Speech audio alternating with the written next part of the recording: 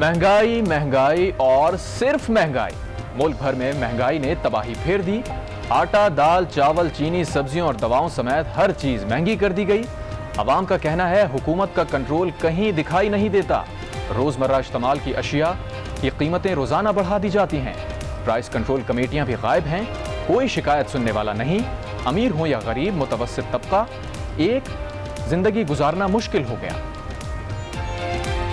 मौजूदा दौर में महंगाई बहुत ज़्यादा हो चुकी है। पिछली दफ़ा जो हम 1300 का ग्लूसरना का डब्बा लेके आते थे वो अब 1800 का पहुंच चुका है। चीनी भी बहुत महंगी हो चुकी है। पहले से महंगाई बहुत उरूज पर है। हर चीज़ महंगा हो गया, चीनी वगैरह वगैरह। हुकूमत को गरीबों के लिए भी तवज्जो देना चाहिए। हुकूमत जिंदा रहना है तो अपने भरोसे पर रहें। हुकूमत ने जान बचाने वाली दवाओं समेत 94 दवाओं की कीमत में 9 से 262% तक इजाफा कर दिया।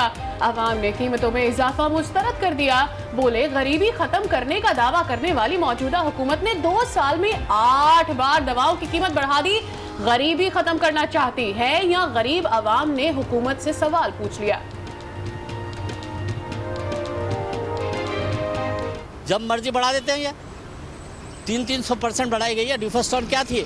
200 रुपए की डबिया थी, 800 रुपए की कर दी। कुछ डिस्काउंट हो जाए ना। नहीं, यहाँ तो चोटों पे लोगों को बस ऐसे कोसते हैं। पॉब ने खुसूसी बराए सेहत डॉक्टर फैसल सुल्तान अनोखी मंतक ले आए। कहा कीमत इसलिए बढ़ाई ताकि अवाम को दवाएं मिल सकें। दवाओं की ब्लैक मार्केट में फरोख्त रोकने के लिए इजाफा जरूरी था। लेकिन फैसल सुल्तान ने यह नहीं बताया कि दवाओं की ब्लैक मार्केट करने वालों को कौन पकड़ेगा, उन पर जुर्माना कौन लगाएगा।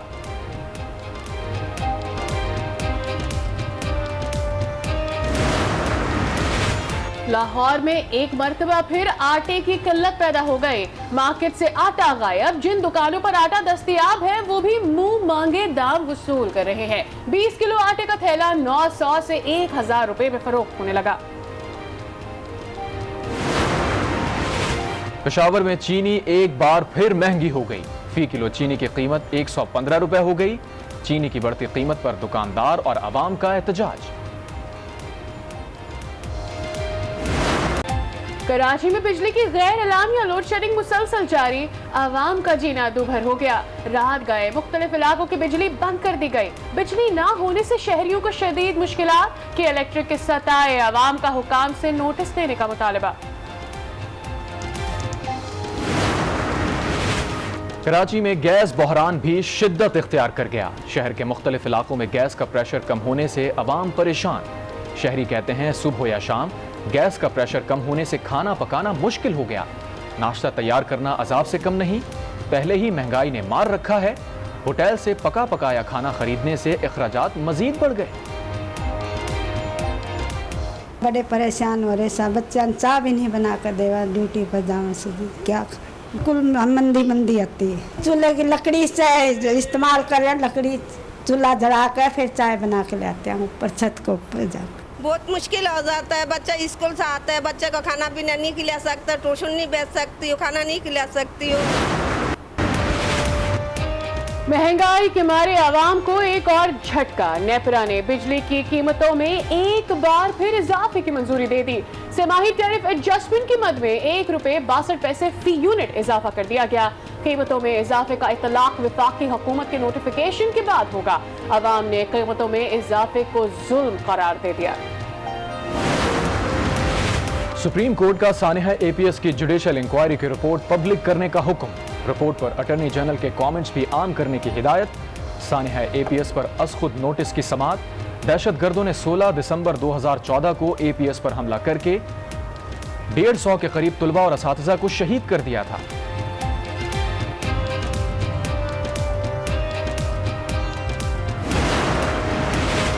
सानिहा APS केस की समाअत के दौरान चीफ जस्टिस गुलजार अहमद ने कहा जिम्मेदारान के खिलाफ सख्त कार्रवाई की जाए। अटॉर्नी जनरल साहब ऊपर से कार्रवाई का आगाज करें। पता चलाना चाहिए कि किसकी गफलत से वाकया रूनुमा हुआ। वालिदैन ने कहा सुप्रीम कोर्ट ऊपर वालों को पकड़े, नीचे सब ठीक हो जाएगा। चीफ जस्टिस की इंक्वायरी कमीशन रिपोर्ट की कॉपी शोहदा के वालिदैन को फराहम करने की हिदायत। चीफ जस्टिस ने 16 दिसंबर को दुआया तकरीब में शिरकत की दावत कबूल कर ली।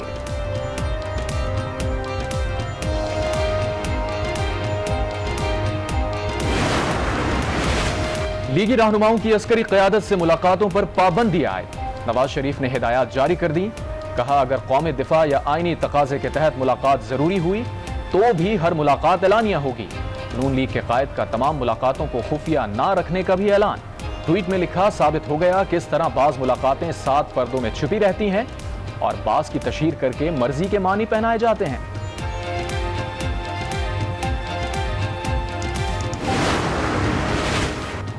मुल्क भर से हिंदू बरादरी के काफिलों की इस्लामाबाद आमद जारी। दफ्तर खारजा के सामने धरना देकर बैठ गए। रमेश कुमार कहते हैं भारत में कत्ल होने वाले हिंदू खानदान को इंसाफ दिलाने निकले हैं। इंसाफ मिलने तक पुरअमन एहतजाज जारी रखेंगे।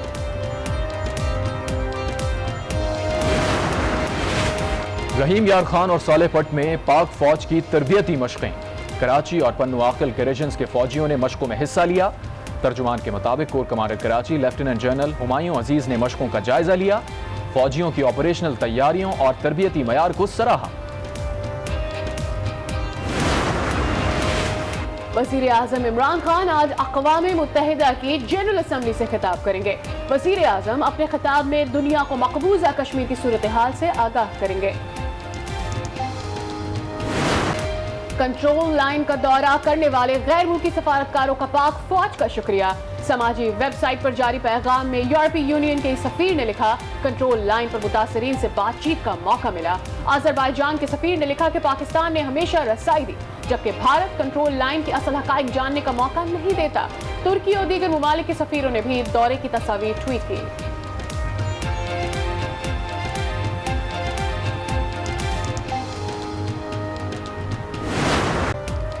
हमारे 12 बजे के बुलेटिन में आपको कहते हैं खुशामदी। हेडलाइंस आपने जानी, आम खबरों के साथ मैं हूं सादिया सैमसन और मैं हूं हाफिज मोहम्मद अवैस। बुलेटिन में सबसे पहले अफसोसनाक खबर शामिल करते हैं कराची से, जिसके इलाके गुलिस्तान जौहर में पुलिस मुकाबले के दौरान मुल्जिमान की फायरिंग से सब इंस्पेक्टर जाँ बहक हो गया है। इसी पर बात करेंगे काशिफ फारूकी, हमारे नुमाइंदे हमारे साथ मौजूद है। काशिफ फारूकी, बताइएगा, कार्रवाई हुई थी, नुकसान उठाना पड़ा पुलिस को, क्या बताया जा रहा है मजीद इस हवाले से? जी बिल्कुल सादिया, SSP साजिद सदरजई के मुताबिक ये सफेद टोयोटा करोला कार में सवार मुल्जिमान थे जो कि खालिद बिन वलीद रोड पर बैंक के बाहर से एक शहरी से रकम छीन कर फरार हुए थे। सफारी पार्क के करीब जो है इनका टकराव हुआ।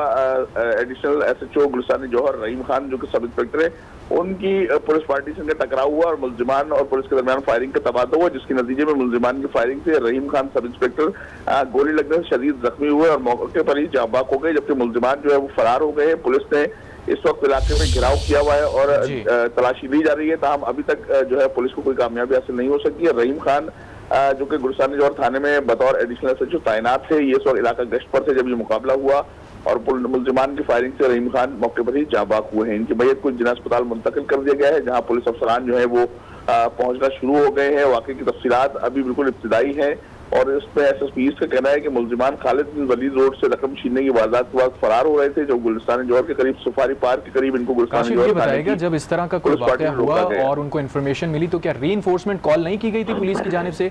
एक सीनियर रैंक का ऑफिसर आज जामे शहादत नोश कर गया है।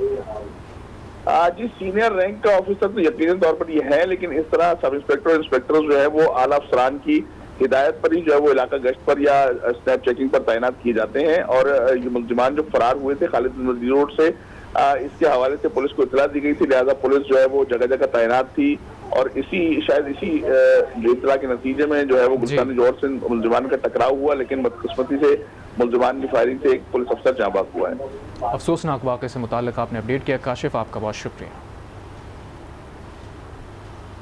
सुप्रीम कोर्ट ने सानी आर्मी पब्लिक स्कूल की जुडिशल कमीशन रिपोर्ट पब्लिक करने का हुक्म दे दिया है। अटॉर्नी जनरल के कमेंट्स भी आम करने की हिदायत कर दी गई है। चीफ जस्टिस ने रिमार्क्स दिए, किसकी गफलत से वाकया हुआ, किसने मालूमात नहीं दी, पता चलाना चाहिए। ऊपर से कार्रवाई का आगाज करें, जिम्मेदारान के खिलाफ सख्त कार्रवाई की जाए। वालिदैन ने कहा, ऊपर वालों को पकड़ें, नीचे सब ठीक हो जाएगा। आपको बता रहे हैं सुप्रीम कोर्ट ने सानिया आर्मी पब्लिक स्कूल की जुडिशल कमीशन रिपोर्ट पब्लिक करने का हुक्म दे दिया है।